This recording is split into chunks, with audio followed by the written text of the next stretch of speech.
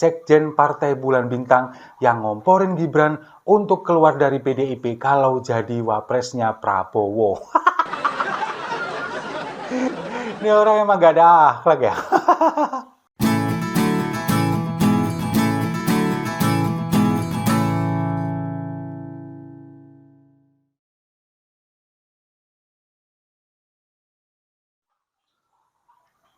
Salam damai untuk Indonesia, berjumpa lagi bersama saya Papa Dimas. Info kali ini datangnya dari Sekjen Partai Bulan Bintang yang ngomporin Gibran untuk keluar dari PDIP kalau jadi wapresnya Prabowo.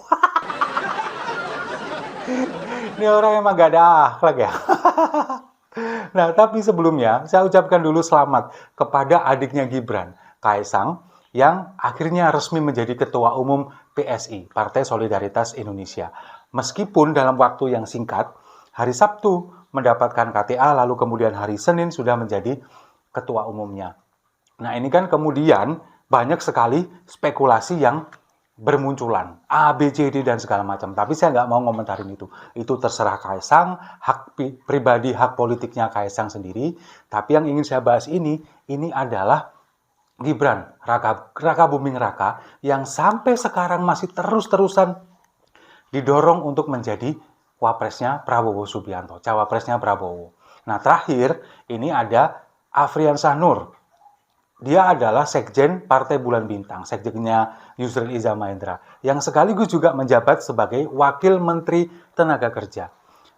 Dia mengatakan bahwa Partai Bulan Bintang ini akan terus mendorong Gibran Raka Buming Raka sebagai cawapresnya Prabowo Subianto. Meskipun dia punya dua opsi, kalau enggak Yusril Iza Mahendra, ya Gibran Raka Buming Raka. Ini jadi mirip-mirip kayak PSI ya. Dia bukan kadernya tapi didorong-dorong. Nah, yang lebih nggak masuk akal lagi, dan kalau bagi saya ini nggak ada akhlak. Dia ngomporin Gibran untuk keluar dari partainya kalau dicalonkan menjadi wapresnya Prabowo Subianto. Nah, untuk lebih jelasnya, kita simak dulu videonya berikut ini. Jadi tidak ada tawar-menawar lagi, kami akan menyodorkan Mas Gibran sebagai alternatif calon wakil presidennya Pak Prabowo Subianto. Ya. Sekarang ini saya bilang, semua saya kader PBB. Kalau ada yang meminta saya jadi wakil presiden dari partai lain, saya keluar untuk negara dan bangsa. Kenapa harus takut? Tidak boleh takut, selagi untuk kepentingan negara. Ya, untuk kepentingan negara loh, bukan pribadi loh ya. Kan, beneran nggak ada akhlak kan? Kompor meleduk emang. Di depan orangnya langsung loh dia bilang seperti itu.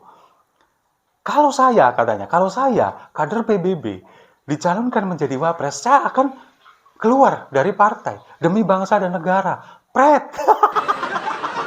Kenapa dia berani ngomong seperti itu? Ya karena dia nggak ada yang mencalonkan. Coba kalau misalkan ada, berani nggak dia ngomong seperti itu? Saya yakin nggak akan berani. Karena memang selama ini, jangankan yang mencalonkan, ngelirik dia aja loh nggak ada. Makanya dia berani ngomong seperti itu.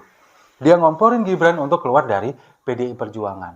Nah, kalau saya lihat orang ini sepertinya ya, dia mengatakan bahwa ini adalah demi bangsa dan negara. Kalau misalkan dicalonkan menjadi wakil presiden, kemudian keluar dari partainya, ini dia bilang seperti demi untuk bangsa dan negara, bukan kepentingan pribadi. Kalau bagi saya nggak seperti itu. Ini demi kepentingan politik, demi kepentingan ambisi untuk berkuasa. Kalau misalkan demi kepentingan negara, urusan masalah politik, kemudian urusan demokrasi, kebebasan berpendapat dan sebagainya, itu di Pancasila ada nomor 4 masih. Ada di nomor 4. Atau jangan-jangan Afriansyah Nur ini nggak pernah belajar Pancasila. Sekarang coba kalau kita lihat. Kalau demi kepentingan bangsa dan negara, urusan Pancasila ini urutannya. Nomor 1 adalah ketuhanan yang Maha Esa. Kita tidak bisa pungkiri itu. Lalu yang kedua, kemanusiaan yang adil dan beradab. Setelah urusan ketuhanan, urusan kemanusiaan. Lalu yang ketiga, persatuan Indonesia. Jadi persatuan demi bangsa dan negara Indonesia ini lebih utama dibandingkan yang nomor 4, baru kerakyatan yang dipimpin oleh hikmat kebijaksanaan dalam permusyawaratan perwakilan. Ini kan urusan politik, urusan perwakilan rakyat yang ada di Dewan, kemudian urusan Copres-Capres, ini kan ada di urutan nomor 4. Jadi kalau misalkan ada orang yang bilang mendorong-dorong Gibran kemudian menjadi cawapresnya Prabowo Subianto demi bangsa dan negara, itu bullshit. Atau boleh juga dikatakan orang ini nggak pernah belajar Pancasila. Jadi ini yang membuat saya sebagai penontonnya, yang menonton video ini kemudian menjadi apa ya, kalau boleh dibilang kayaknya kebangetan banget sih di depan orangnya. Ini kok bisa bicara seperti itu. Bahkan Gibran ini kan kita tahu dia adalah kader dari PDI Perjuangan. Dia maju sebagai wali kota Solo dari PDI Perjuangan. Tapi yang saya heran, yang saya aneh, kenapa Gibran di situ diem aja. Dia nggak membantah di video itu, cuma diem, ngeliatin aja. Mungkin dalam benaknya Gibran, dia bilang begini, wong tua ini ngomong apa sih? Mungkin seperti itu. Tapi itulah Gibran, kalau kita lihat, dia tidak pernah menyampaikan segala sesuatu itu dengan gamblang, kemudian dengan frontal seperti Presiden Jokowi. Bahkan ketika si Afriansyah Nur ini dan juga koleganya pulang, Gibran juga sempat cium tangan. Ini sebagai simbol bahwa dia seorang anak muda yang menghormati orang yang lebih tua. Meskipun yang diomongkan oleh Afriansyah Nur ini nggak banget. Tapi ketika ditanya oleh wartawan, bagaimana reaksinya, responnya, dia bilang tidak ngomongin politik ketika jam kerja. Ya memang pada waktu itu dia sedang bertugas sebagai wali kota Solo. Nah, inilah yang bagi saya cara-cara yang dilakukan oleh Koalisi Indonesia Maju. Dari Partai Gerindra kemudian juga partai-partai koalisi yang lain ini tetap mendorong Gibran. Ini adalah karena memang tidak ada yang bisa mereka jual visi misi ataupun juga prestasi yang dimiliki oleh Prabowo Subianto. Makanya mereka ini ngekor terus ke Pak Jokowi, bahkan ke anaknya, ke Gibran Rakabuming. Ini terus saja mereka ingin menggiring-giring opini, menggiring isu bahwa petunjuk Presiden Jokowi ini mengarah ke Prabowo Subianto. Padahal sampai detik ini belum ada yang seperti itu. Yang lebih blunder lagi dari pernyataan Afriansyah Nur ini adalah ketika dia mengatakan, kenapa kok kita mendorong Gibran sebagai sosok muda? Karena Gibran ini adalah sosok muda yang potensial dan tidak punya masalah. Katanya, belum punya masalah, belum bermasalah. Sementara yang lain, ini banyak masalah. Katanya Afriansyah Nur. Ini secara otomatis dia menyenggol Prabowo Subianto.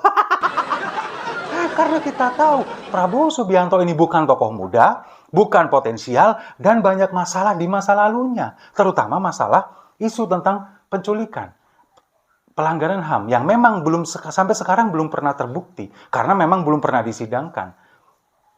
Kalau bagi saya ini adalah sebuah blunder. Dia dengan tidak sengaja mengatakan bahwa calon yang lain banyak masalah. Ini bisa jadi adalah Prabowo Subianto kalau bagi saya. Karena kalau kita melihat, ya memang Anies Baswedan ada beberapa masalah. Mungkin Pak Ganjar juga ada masalah meskipun nggak banyak. Setiap orang punya masalah. Tapi kalau untuk masalah politik, kemudian juga pelanggaran HAM, atau mungkin masalah korupsi, memang Gibran nggak punya, belum ada, belum pernah terlihat. Pak Ganjar Pranowo juga nggak ada.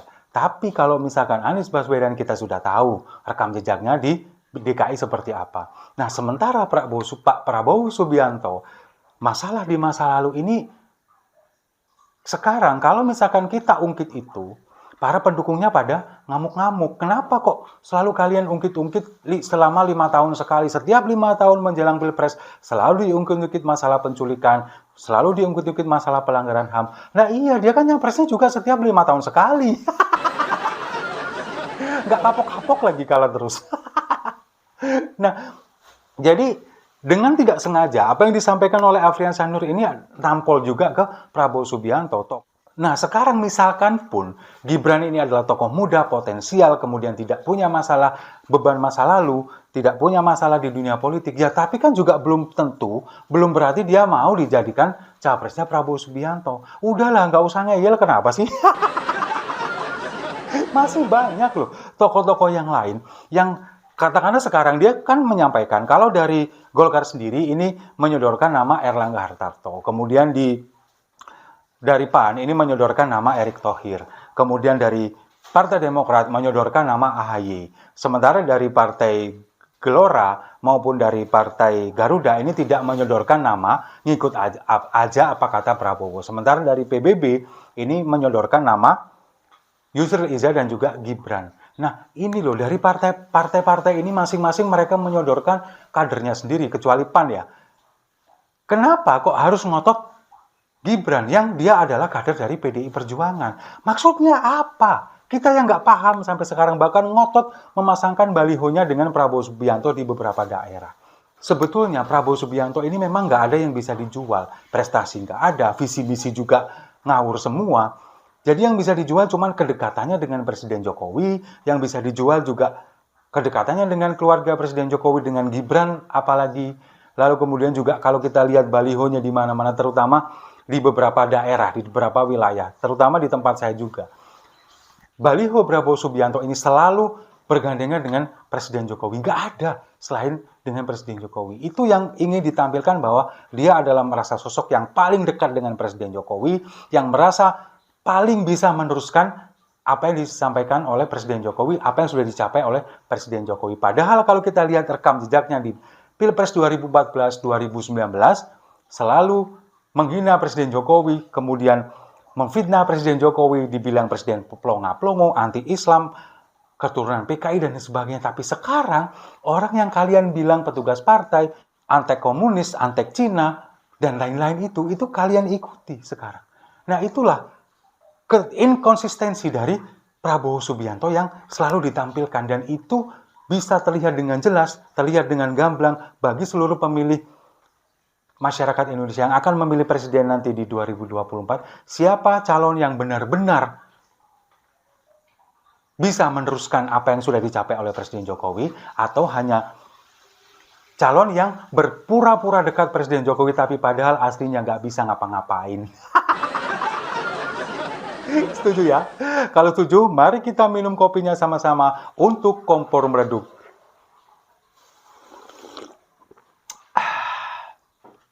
Saya rasa itu. Terima kasih sudah menyimak. Jangan lupa like, komen, dan subscribe. Sampai jumpa di video-video saya selanjutnya. Gerak cepat, Indonesia maju.